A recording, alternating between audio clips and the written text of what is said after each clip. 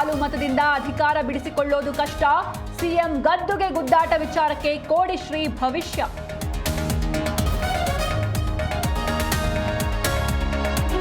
ಕೋಗಿಲು ಮನೆಗಳ ತೆರವು ಸ್ಥಳಕ್ಕೆ ಜಮೀರ್ ಭೇಟಿ. ಸ್ಥಳೀಯರ ಕಷ್ಟ ಆಲಿಸಿದ ವಸತಿ ಸಚಿವ. ಸಿಎಂ ಸಭೆ ಬಳಿಕ ಪರ್ಯಾಯ ವ್ಯವಸ್ಥೆಯ ಭರವಸೆ.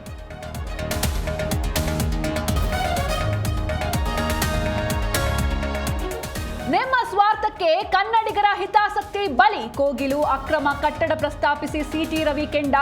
ಪ್ರಜಾಪ್ರಭುತ್ವ ದುರ್ಬಳಕೆಯಿಂದ ಅಶ್ವಥ್ ನಾರಾಯಣ್.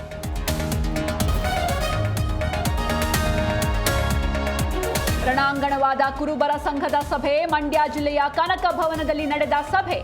ಸದಸ್ಯರಿಗೆ ಅಪಮಾನಗೈದ ಅಧ್ಯಕ್ಷರ ವಿರುದ್ಧ ಕಿಡಿ.